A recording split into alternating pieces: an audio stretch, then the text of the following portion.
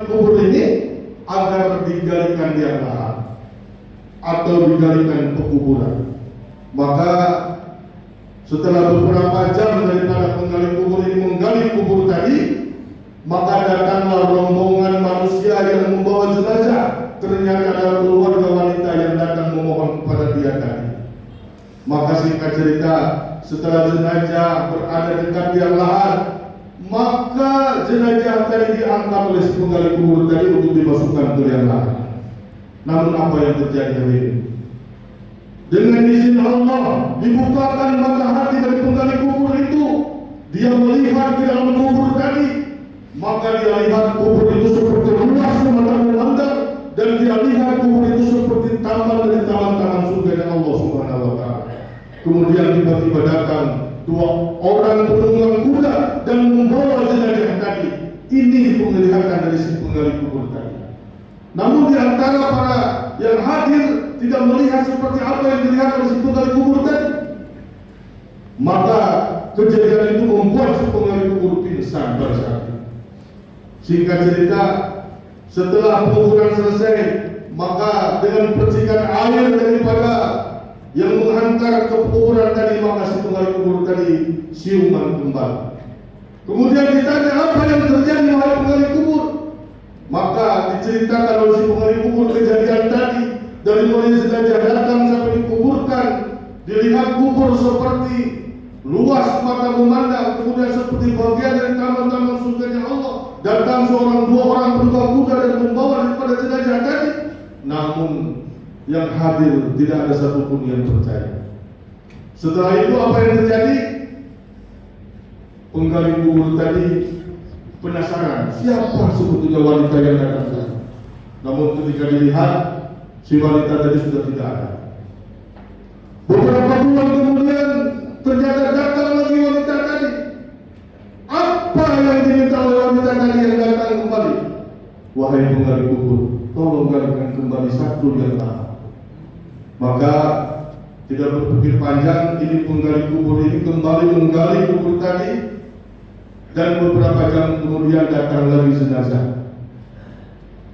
Kemudian jenazah tadi dimasukkan lagi ke liang lahat oleh penggali kubur. Dan apa yang terjadi? Sama dengan yang pertama. Ini si orang penggali kubur ini melihat kuburnya menjadi luas seluas mata memandang. Kemudian seperti dijadikan taman dari taman-taman surga Allah Subhanahu wa Ta'ala. Maka setelah penguburan, buru-buru si penggali kubur ini menanyakan kepada perempuan yang datang tadi, wahai ibu. Maka dijawab sama perempuan tadi,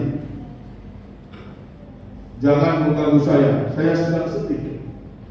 Maka ditanya kembali sama si penggali kubur, apa yang menjadikan kesedihan kau wahai ibu?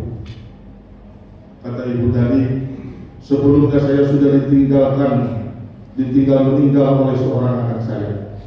Oh, ternyata engkau adalah ibu dari anak yang pertama dikuburkan. Iya. Dan hari ini saya ditinggalkan kembali oleh anak saya. Sudah 2 orang anak saya meninggal. Maka seorang penggali kubur tadi kaget dan menceritakan apa yang dia lihat ketika penguburan di 2 jenazah tadi. Maka penggali kubur tadi bertanya, wahai ibu, sesungguhnya apa amalan daripada anak ibu sehingga Allah berikan kemuliaan sebegitu mulianya? Permisi. Maka ibu tadi menjawab, yang pertama yang dikuburkan itu adalah adiknya. Dia adalah seorang anak yang rajin menuntut ilmu, yang sedang menuntut ilmu, rela meninggalkan orang tua untuk menuntut ilmu agama. Dan yang kedua adalah kakaknya yang berprofesi sebagai tukang kayu, yang membiayai dengan penuh keringat membiayai adiknya menuntut ilmu. Tersentak ini penggali kubur. Ternyata yang satu adalah adiknya seorang penuntut ilmu, yang kedua adalah kakaknya yang membiayai adiknya dengan penuh keringat banting tulang membiayai adiknya dalam menuntut ilmu tersebut. Dua-duanya Allah berikan kemuliaan. Kuburnya luas mata memandang bagaikan taman daripada taman-taman surga Allah Subhanahu wa Ta'ala. Maka singkat cerita, setelah kejadian itu, penggali kubur tadi berhenti menjadi penggali kubur dan mencari masjid jami mendatangi seorang ulama untuk belajar agama, maka di sana ada yang namanya Syekh Sa'id Al-Burhani. Kemudian diterima tadi penggali kubur tadi, maka ditanyakan apa gerangan yang menjadikan engkau ingin belajar padahal engkau usianya sudah 50 tahun ke atas. Maka diceritakan oleh penggali kubur tadi apa yang dialami ketika menggali kubur, maka diterimalah untuk belajar di Syekh Sa'id Al-Burhani ini.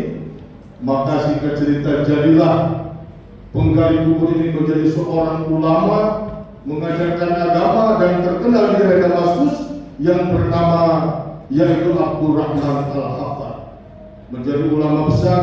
Kemudian keturunannya dikenal sebagai orang-orang yang ahli ilmu, cinta untuk menuntut ilmu. Hari ini sedang Jumat yang dimuliakan Allah Subhanahu wa taala. Kisah tersebut menginspirasi kita bahwasanya begitu tinggi derajat yang Allah berikan kepada orang yang menuntut ilmu. Tidak ada kata terlambat, tidak ada kata terlambat menyesal kita belum belajar ilmu agama apalagi yang fardu ain. Maka segeralah ambil kesempatan, mumpung kita masih ada hidup di alam dunia ini. Allah akan berikan derajat yang luar biasa. Dan yang kedua apa? Hikmah daripada cerita tersebut, bahwasanya orang yang membiayai daripada orang yang menuntut ilmu, maka kemuliaan Allah berikan seperti orang yang menuntut ilmu tersebut. Rasulullah sabdakan, man dalla ala khairin falahu mislu ajri fa'ilihi. Barang siapa yang menuntun orang kebaikan, maka ia akan mendapat pahala seperti orang yang melakukan kebaikan tersebut. Masya Allah, hari ini jangan sampai kita menyesal hadirin yang dimuliakan Allah. Allah firmankan dalam surat As-Sajdah, walau tara idil mujrimuna nakisu ru'usihim 'inda rabbihim rabbana absarna wa sami'na farji'na na'mal salihan inna mujrimun. Jangan sampai ketika kita sudah dikubur kita menyesal. Kita ingin sholat warakaat, kita ingin membiayai anak yatim, kita ingin membiayai hafiz Quran, kita ingin bersedekah ke masjid, tapi itu angan-angan kita sudah ada di dalam kubur. Hari ini kaki kita masih ada di atas tanah. Apapun masih kita bisa buat. Sholat bukan hanya 2 rakaat, tapi 10, 100, 100 rakaat masih kita bisa. Kebaikan apa saja masih bisa kita laksanakan selama ruh ada di diri kita. Bersembah harta, tataplah masa depan kubur kita. Semua akan dihisab oleh Allah Subhanahu wa taala. Maka perbaikilah semua apa yang kita punya.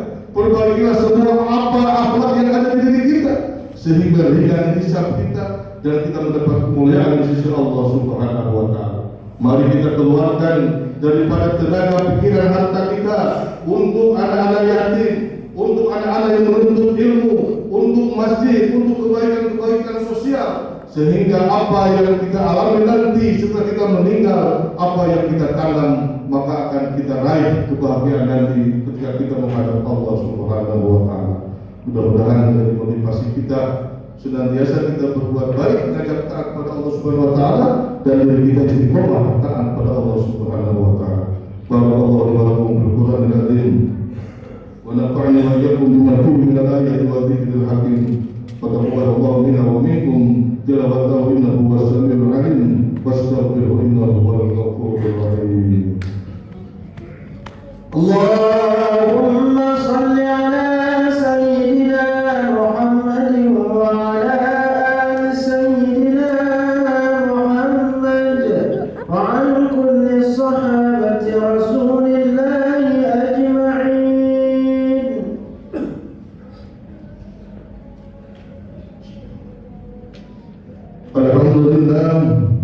Alhamdulillah ala ihsanihi wa syukru lahu ala taufiqihi wa imtidanihi wa asyhadu an la ilaha illallah wahdahu la syarika lah wa asyhadu anna sayyidina Muhammadan abduhu wa rasuluh. Allahumma shalli ala sayyidina Muhammad wa ala alihi wa ashabihi wa sallim tasliman katsiran. Amma ba'du, fa ya ayyuhan nas ittaqullah مما أمر وانتهوا عما نهى واعلموا أن الله أمركم بأمر بدأ فيه بنفسه وسلم بملائكته في قدسه وقال تعالى إن الله وملائكته يصلون على النبي يا أيها الذين آمنوا صلوا عليه وسلموا تسليما اللهم اغفر للمؤمنين والمؤمنات والمسلمين والمسلمات الأحياء منهم والأموات اللهم أعز الإسلام والمسلمين وأذل الشرك والمشركين وانصر عبادك الموحدين وانصر من نصر الدين واخذل من خذل المسلمين ودمر أعداء الدين وعد كلماتك إلى يوم الدين ربنا اغفر لنا ولإخواننا الذين سبقونا بالإيمان